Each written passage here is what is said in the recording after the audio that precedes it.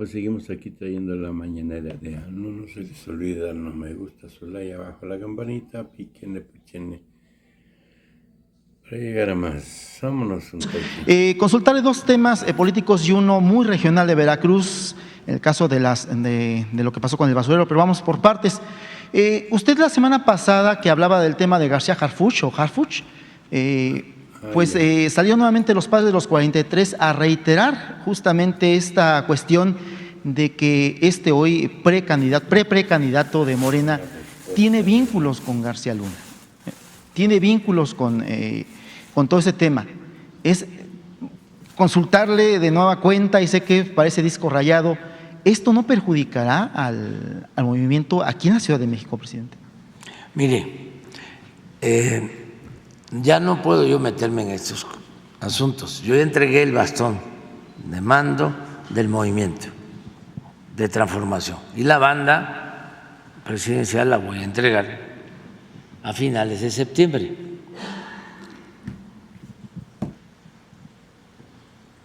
Pero, ¿por qué no dejamos estas cosas al pueblo? ¿Por qué pensamos que el pueblo no puede decidir?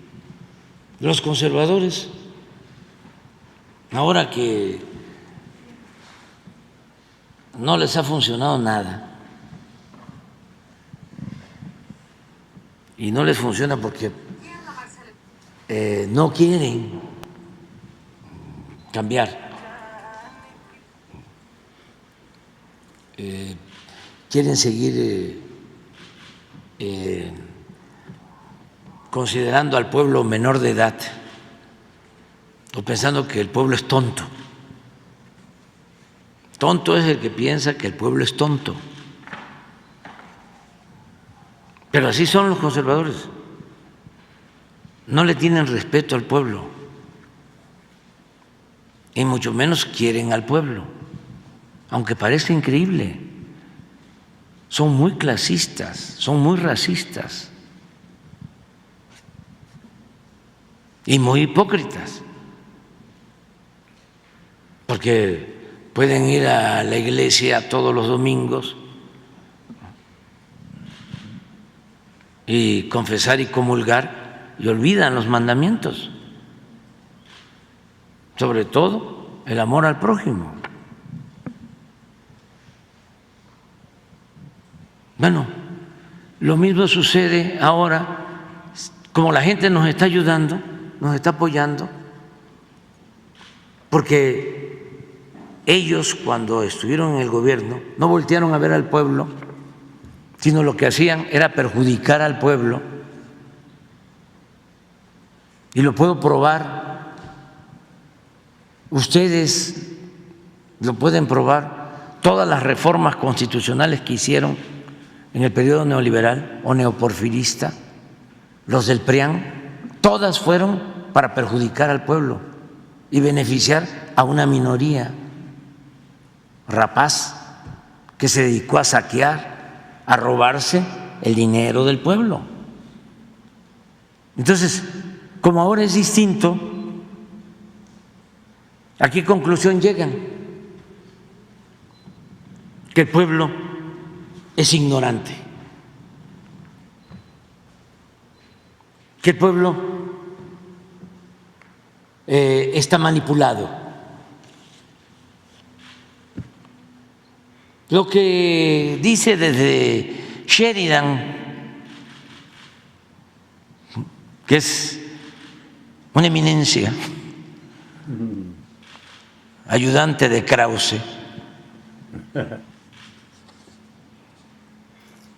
pseudointelectual, hasta un integrante aspiracionista de clase media,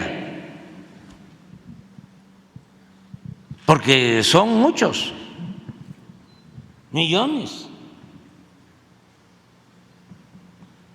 tienen ese pensamiento.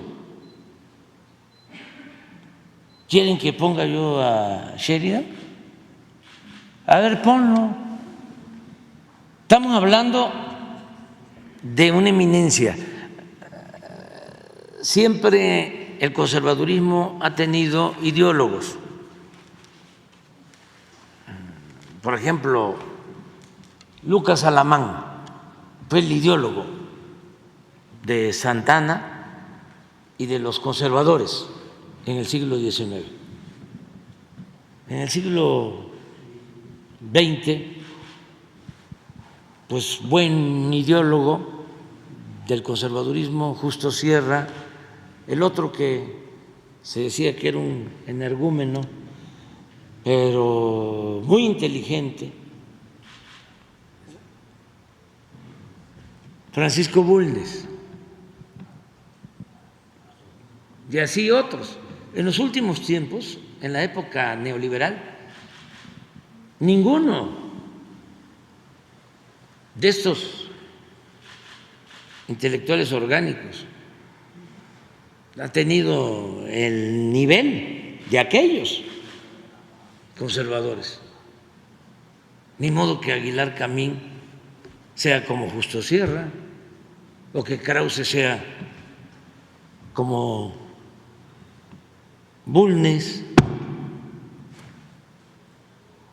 Hay niveles, dicen en mi pueblo, nivelitos. Pero este es como la eminencia, ¿no?, del pensamiento conservador.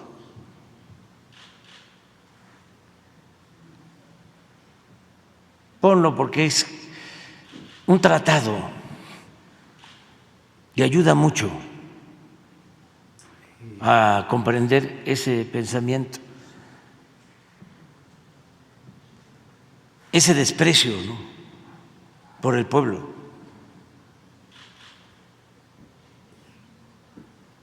El que le tiene amor al pueblo es populista, es paternalista, es demagogo, peor, es comunista. ¿Saben quién le tenía un profundo amor al pueblo? El general Cárdenas. Por eso, toda mi admiración y todo mi respeto al general Cárdenas. Pero miren esto, ¿no lo han encontrado? Yo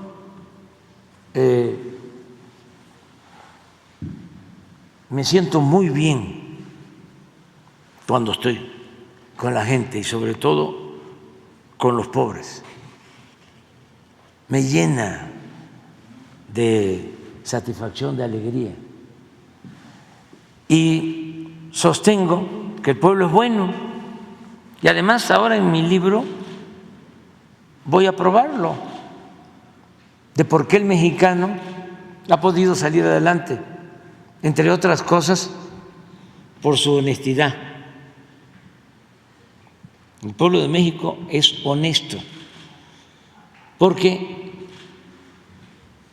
el hambre por el dinero, la fiebre por el oro, eso llegó con la invasión. La generosidad del pueblo de México, la fraternidad del pueblo de México, viene también de la época prehispánica. Y eso no desapareció, porque no tiene 500 años, eso tiene 2000, 3000 años que florecieron las grandes civilizaciones en lo que es México, y no desapareció esa reserva de valores culturales, morales, espirituales. Esa la traemos prendida en el corazón, o de generación en generación le hemos venido cargando. Se la llevaron a Estados Unidos los migrantes a cuesta, y por eso, fíjense cuánta bondad, de que no se olvidan de sus familiares. ¿Qué país con migrantes recibe tanto dinero de remesas como nuestro país, más de 60,000 millones de dólares. ¿Eso por qué? Por nuestros orígenes, por lo que somos, pero desde luego este señor opina lo contrario, pero no solo es él, muchos.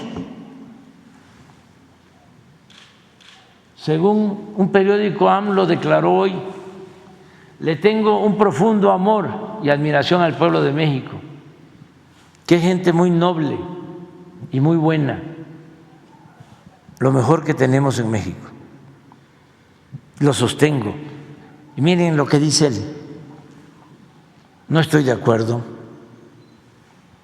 El mexicano es por lo general ignorante, violento, tonto, fanático, corrupto, ladrón, sexista, caprichoso. Espérate, temperamental, alcohólico, arbitrario, golpea a sus hijos y a las mujeres, idolatra el ruido, tira basura, nunca ha respetado el derecho ajeno, se pasa a los altos, evade impuestos, compra y vende piratería, zarandea a peatones, no duda a la hora de hacer tranzas, desprecia la ley, no sabe aritmética elemental, ni tirar penaltis. Lo mismo puede decirse de la clase baja. Tenerle amor y admiración a eso es masoquismo o demagogia. ¿Por qué recurro a todo esto? Si me preguntas de Harfuch, bueno, porque hay que tenerle confianza al pueblo. ¿Quién va a decidir? ¿Quién decide en la democracia?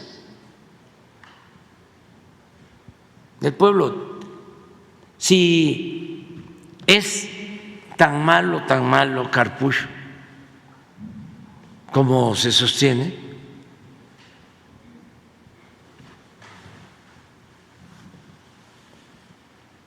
el pueblo está muy consciente, no es como lo cree Sheridan, está muy despierto, sabe muy bien lo que le conviene y lo que no le conviene, y puede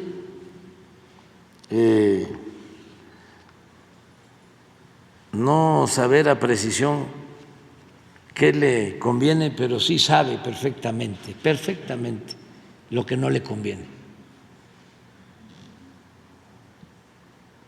Entonces, vamos a dejarlo y vamos ahora a tener muchas, así como hablábamos de Estados Unidos, de que hay temporada electoral y que empiezan a hablar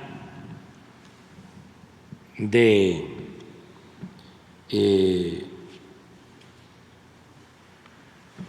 cosas que no son ciertas,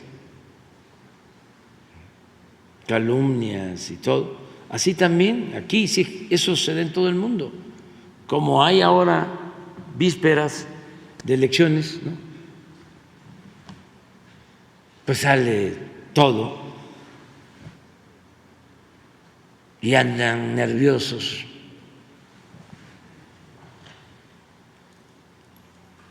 La gente sabe muy bien quién es quién y hay que respetar al pueblo.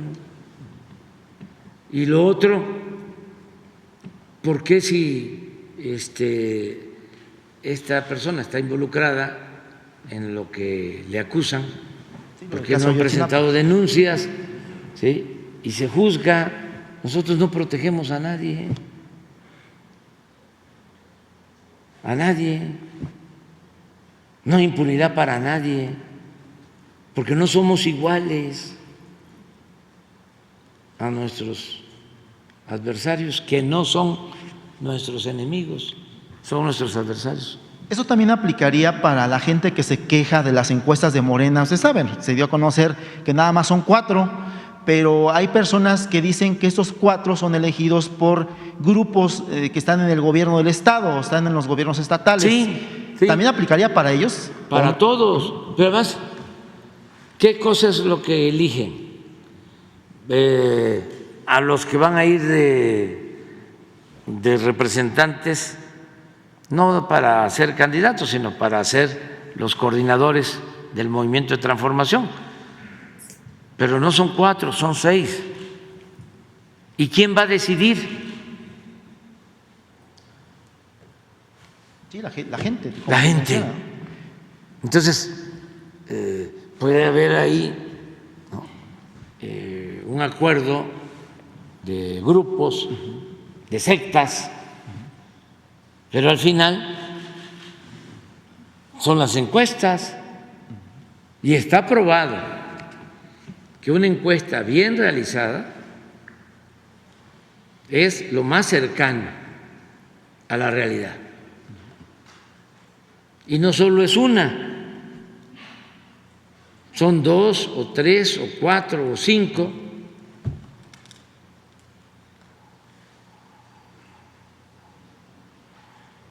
Antes era distinto.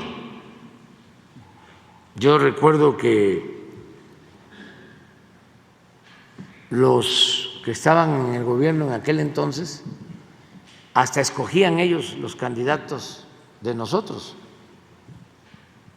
candidatos a modo, candidatos perdedores,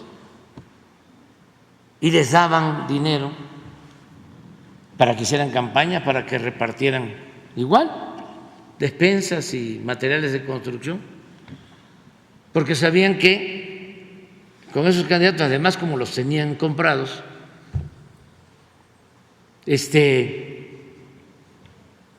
pues no iba a ganar la oposición, iba a ganar el candidato del gobernador, el candidato del gobierno.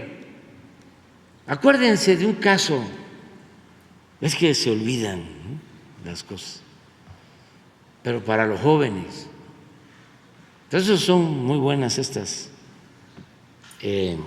polémicas, estos debates, en buena lid, porque tú eres una gente responsable, pero ayudan mucho a seguir politizando al pueblo. Ya hay muchos conservadores, millones, que está difícil que cambien, pero sus hijos sí. Siempre pienso cómo Simón Bolívar, el libertador, era hijo de hacendados, y con el estudio, su maestro se llamaba Simón también Rodríguez, maestro particular que lo formó y estuvo en Europa formándose, y regresa a América y es el libertador de la Gran Colombia y contribuye en lograr la libertad de Bolivia, que se llamaba Bolívar precisamente, y Perú junto con San Martín, y el Caribe. Por eso da tristeza lo que pasa en Haití, porque ¿saben dónde se fue a refugiar y dónde apoyaron a Simón Bolívar en los momentos más difíciles? En Haití, cuando luchaba por la libertad. Bueno, Madero el apóstol de nuestra democracia, también formado en Europa, en Francia, en las mejores universidades de Estados Unidos, en Berkeley, hijo de hacendados, casi toda su familia, su abuelo se había desempeñado de gobernador con Porfirio Díaz, era porfirista, y Madero salió distinto. Entonces, por eso sí hay que tratar estos temas para los jóvenes. Yo nada más les voy a recordar algo que ojalá y no se olvide. Hubo un debate en el 2000 en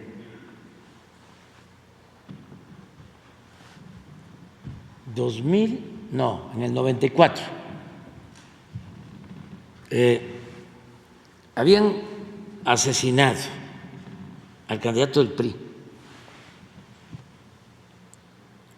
a un hombre bueno, Luis Donaldo Colosio. Lo asesinaron y lo sustituyeron. Y entró Zedillo de candidato. Y sale Diego de candidato, Diego Fernández de Ceballos, por el PAN, Zedillo por el PRI y el ingeniero Cárdenas por entonces el PRD y otros partidos. Y hay un debate. Y Diego, como es buen parlamentario, es bueno para el discurso, además es maquiavélico, de esos que sostienen que el fin justifica los medios. Una semana antes había ido a visitar al ingeniero Cárdenas,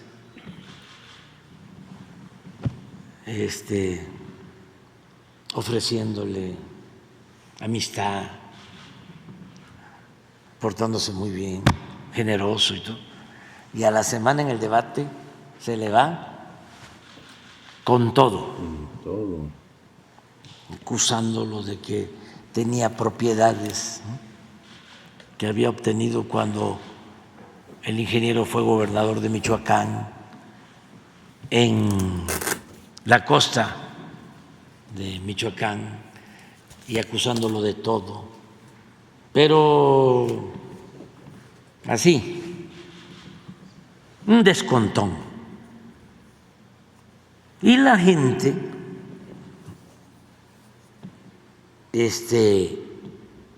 eufórica. ¡Qué barbaridad!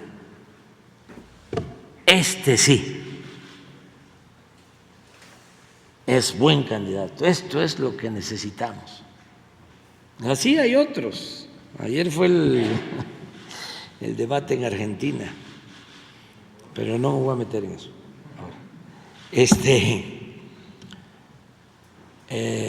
Muy buenos, muy demagogos, de la doble moral, falsarios, conservadores, cuya doctrina es la hipocresía. Gana el debate Diego, barre, y empiezan a hacer encuestas y estaba hasta las nubes. ¿Y qué creen que pasó? Desapareció. Después del debate se escondió y no se volvió a saber de él. Así estuvo como un mes En tanto, el aparato avanzó para levantar a Zedillo. De modo que cuando viene la elección, gana Zedillo. ¿Quién creen que fue el primero en levantarle la mano a Zedillo, en reconocer el triunfo de Zedillo? Diego.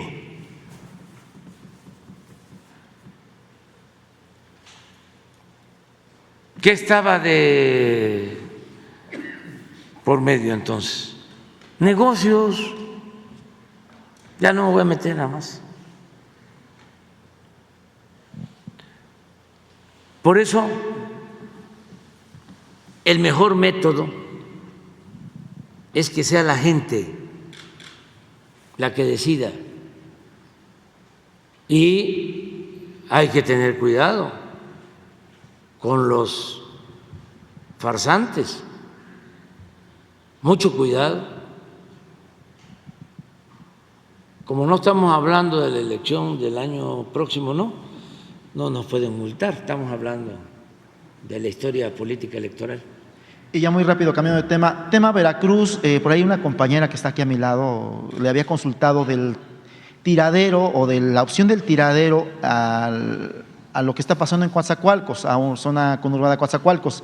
Usted había comentado, incluso en información que tenemos, que se compró un terreno por parte de la Federación, por parte de Semarnat, pero curiosamente hay un grupo que no lo permite. Ya se pusieron alrededor del terreno, ya impiden lo que es el cruce. Incluso el día jueves, si no me recuerdo, hubo un enfrentamiento muy fuerte entre lo que es personas que sí quieren el relleno sanitario y personas que no lo quieren, que incluso, le reitero, ya han prácticamente cercado el terreno. Es consultarle qué va a pasar con este terreno.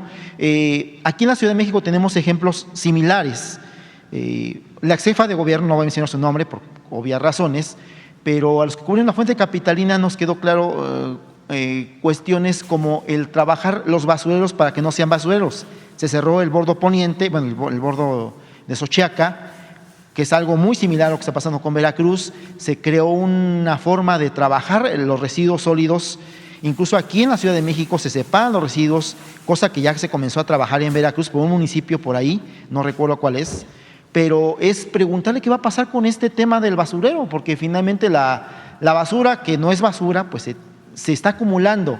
Hay mucho problema ahí en el sur de Veracruz, en la parte de Coatzacoalcos, con ese tema. Es preguntarle qué va a pasar en definitiva con esto, señor presidente. Muchas gracias. Sí, vamos a buscar la forma. Ya está trabajando María Luisa Albores y un equipo para informarle a la gente, para que no utilicen este tema con propósitos también politiqueros, porque como vienen elecciones, también en Veracruz, no sé, pero a lo mejor hasta de presidentes municipales o no, o de diputados. Gobernador, nada más. Nada más de gobernador, sí, y diputados federales. Entonces, lo utilizan con ese propósito.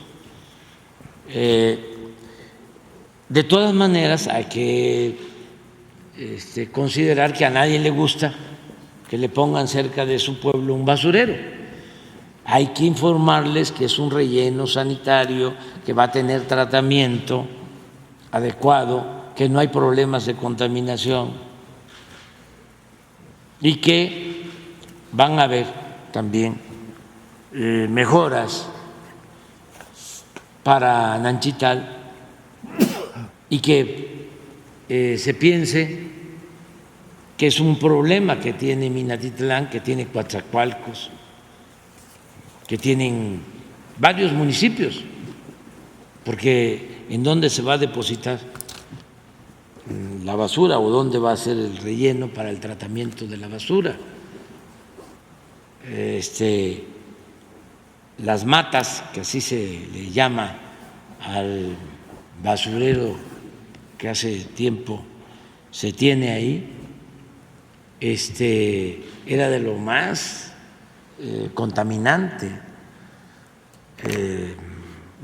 algo totalmente contrario a la ecología, ¿sí?, al medio ambiente. Y lo que se está haciendo pues es ordenar. Es que me lo plantearon en campaña y yo ofrecí, porque conozco ese problema desde hace tiempo, resolverlo. Entonces lo que buscamos es dar respuesta a un compromiso que hicimos, pero no es para perjudicar a nadie. También que sepan los enanchitales y que sepan todos, en especial los provocadores. Nosotros no somos autoritarios. Si para resolver el problema del relleno tenemos que meter el ejército, no lo vamos a hacer. No lo vamos a hacer. A lo mejor están pensando en eso, pero nosotros nunca utilizamos la fuerza, nada por la fuerza, decía Juárez, todo por la razón y el derecho. Y ojalá y escuchen a María Luisa Albores, la secretaria del Medio Ambiente, a los especialistas, que vayan para allá, que les expliquen, y que no por intereses politiqueros se vaya a impedir la realización de esta obra y de otras más en beneficio del pueblo. Eso es todo. Sí. No, los estoy cumpliendo todos y más. Se está pendiente, aunque los de tu radio, que están en contra de nosotros, están apostando a que no cumplamos el compromiso de Ayotzinapa. Y dices otros, ¿cuáles? Porque yo hice 100 compromisos y solamente me queda uno, que es ese, ¿sí? 99, pero además estoy haciendo cosas a las que no me comprometí, muchísimas más. Es cierto. Y me siento muy orgulloso, solo de dos cosas, de dos, que ya están, me puedo ir tranquilo mañana. Una, que contribuí a que cambiara la mentalidad de nuestro pueblo con la revolución de las conciencias, porque ahora nuestro pueblo está más consciente que nunca. El pueblo de México es de los pueblos más conscientes del mundo, con menos analfabetismo político que lo que sucede en otros países del mundo. En eso me siento muy orgulloso, junto con millones de mexicanos que hemos llevado a cabo esta transformación. Estaba yo viendo, ¿por qué no pones? Tú vas a ayudar ahorita. Hay un video, ya ni me acordaba yo, de una entrevista que me hace Marín, y puro analista, experto, talentoso, de derecha, conservadores, aunque simulaban de que eran independientes, pero no. Y ahora ya se quitaron la máscara, ¿no? Porque ya ahora no hay ni para dónde hacerse. Esta ancheta está muy angosta, no hay ni para dónde hacerse. O estás a favor de la transformación o estás a favor de la corrupción. Así Simple. de sencillo. Y entonces estoy muy consciente, mejor dicho, estoy muy a gusto por haber contribuido al desarrollo de conciencia de millones de mexicanos. Y lo segundo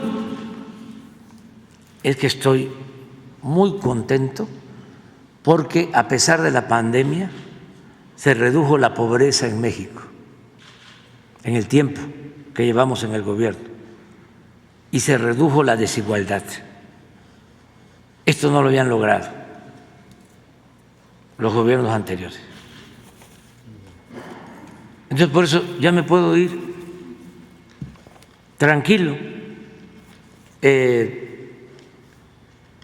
porque López Dóriga dice ayer o antier, dice, a partir de las 12 de la noche ya nada más les queda un año, le falta un año. Entonces, que vaya tachando días del almanaque, pero ¿y el legado? ¿Y las ideas? Eso no desaparece.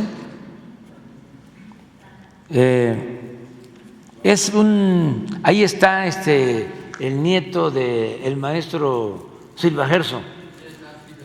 Sí. Es que es interesante porque esta entrevista me la hicieron en Milenio, creo que antes del 18 o antes del 12. Antes del 18.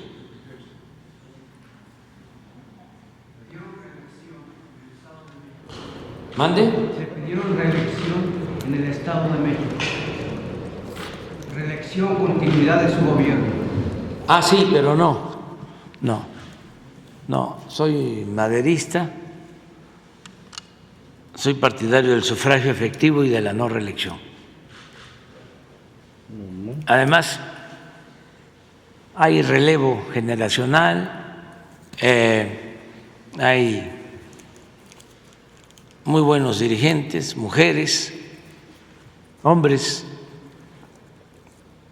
Yo me hago a un lado, me jubilo, desaparezco, terminando mi mandato, y no vuelvo a participar en política,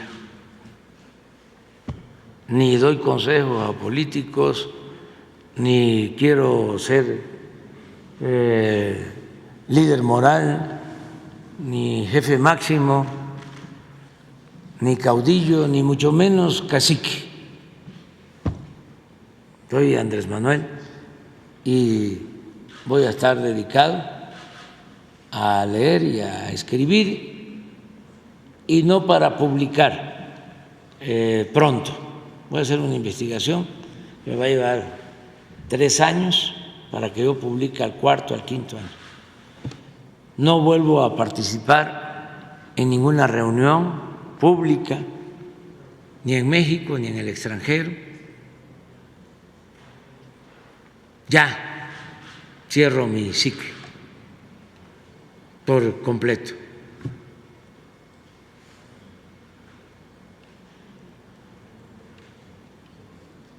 A ver si yo la vi. Ah, sí. Miren esto. Para mí, la gran revolución que podemos lograr, que vamos a llevar a cabo de manera pacífica, lo que yo llamo la transformación de México, pasa básicamente por acabar con la corrupción. O sea, y eso nos va a ayudar muchísimo. Yo sostengo que estamos a punto de lograr una transformación. Han habido 3 transformaciones: independencia, reforma, revolución. La última transformación La Revolución Mexicana tiene más de 100 años y vamos a llevar a cabo Yo solo quiero... la cuarta Hay un transformación. poquito de ego, hay un poquito de ego, hay un poquito de ego, es decir, Andrés, hay un poquito de ego. Espérame, habla, que valga la conversación, que importe la conversación. Perdón, no, hay un poquito de ego. Vamos a llevar a cabo Hay un la poquito transformación. de ego, nada más cuéntame cómo te sientes en las noches diciendo yo voy a encarnar la cuarta, Sí. o sea, tú como Hidalgo, como Juárez, como Madero. ¿Y ahora Andrés Manuel López Obrador? Muchos mexicanos, En 50, millones de nada más mexicanos. dime, en 50 años los libros de historia te van a poner entre esos 4, eso es lo que... Es una transformación, no es más de lo mismo, no es una elección cualquiera, no es el quítate tú porque quiero yo. No tendría sentido luchar si no es por una transformación. Pero ahora sí necesitamos, Sí, por así de favor, ese Andrés tamaño. Manuel. Es una hazaña más importante, vamos a los egos, es el movimiento más importante en el mundo por el número y por las convicciones de los que participan.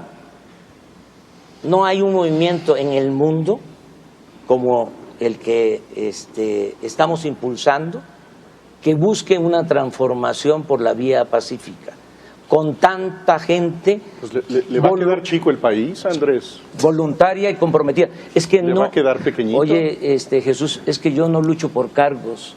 ¿Sabes qué? Soy en ese sentido, sí soy legítimamente ambicioso. ¿Sabes qué me importa? Me importa la nación, y me importa la historia. Y ojalá te importe lo que Azucena no ha Y me terminado de interesa formular, el pueblo de Andrés México. Manuel. O sea, no estoy obcecado con ser presidente de la República para ser un presidente mediocre. Conozco la historia y conozco lo que han hecho los presidentes desde Guadalupe Victoria hasta Peña Nieto. Y no quiero pasar a la historia como Santana ni como Porfirio Díaz. No quiero ser como Salinas. No quiero pasar a la historia como Calderón.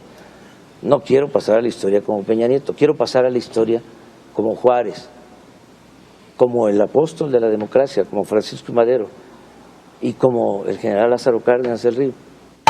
Pero no hay mal que por bien no venga.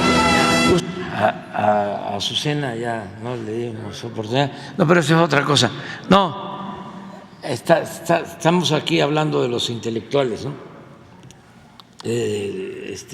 Periodistas. Puy era en aquel tiempo progre, buena ondita, ¿no?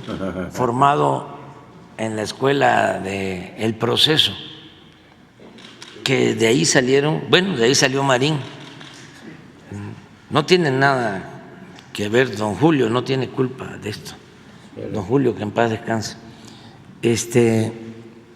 Como los que se formaron también en la jornada y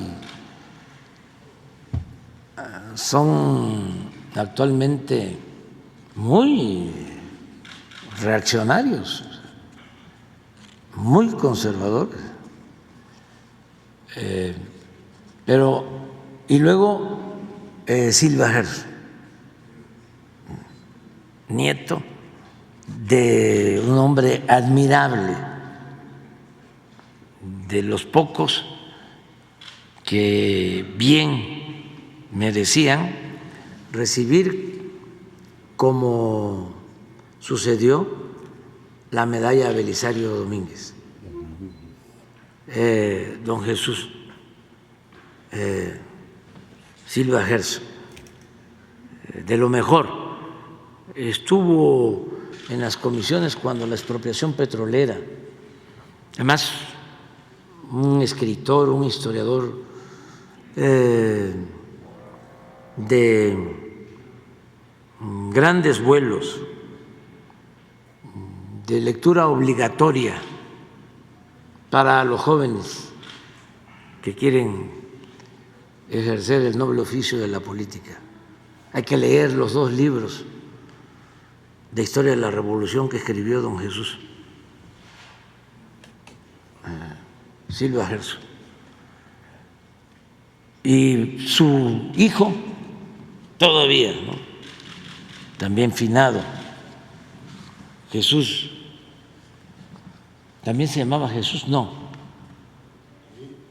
Sí, Jesús, que fue secretario de Hacienda le tocó una situación tremenda, una crisis de fin de sexenio, y a él lo mandaron a negociar a Washington y lo recibió el secretario del Tesoro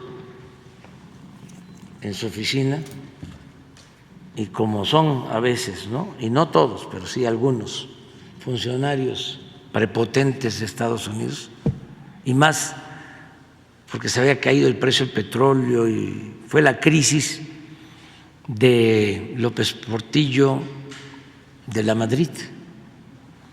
Entonces lo recibió este secretario del Tesoro con los pies arriba del escritorio. Siempre que habló con él, con los pies arriba. Y bueno, se logró un acuerdo por el cual nos compraron petróleo a precio bajo. Hasta en sus memorias, este secretario del Tesoro cuenta que fue con Reagan y le dijo Reagan: oye, fuiste muy duro con el secretario de Hacienda de México. Y él, ja, ja, ja, ja, ja. Todas las cosas que pasaban. Bueno, un hombre bueno,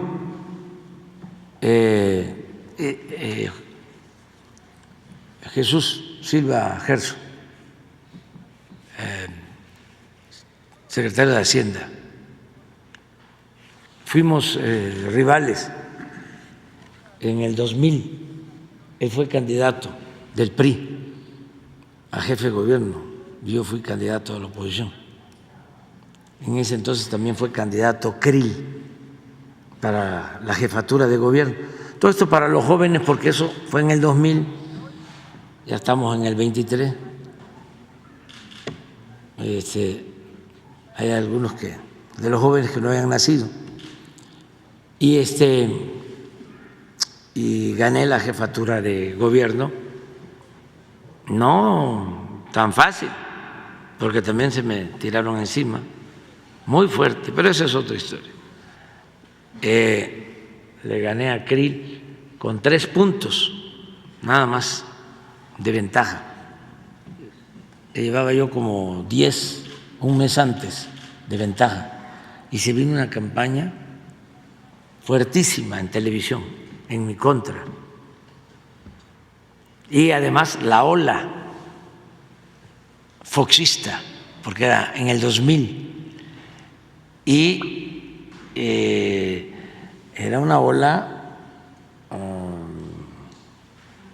que estaba inundando todo y se metió hasta las colonias populares, porque mucha gente, por eso fue una doble, triple traición, creyó de que iba a haber un cambio y los engañaron. Entonces, muy buena persona. Y el nieto de don Jesús, pues intelectual, progre, buena ondita, ya, escritor de El Reforma, ya con eso les digo todo. Y por eso, ahí en tono burlón, ¿no? Él y Puy. ¿Qué estarán diciendo ahora? Ahora, ¿qué no es una transformación? ¿Qué no lo logramos? ¿Y sin violencia? Es que ladraron. Hay muchos elementos para decir que a pesar de la pandemia está creciendo la economía, ya rebasamos los 22 millones de trabajadores inscritos al Seguro Social, récord en empleos, récord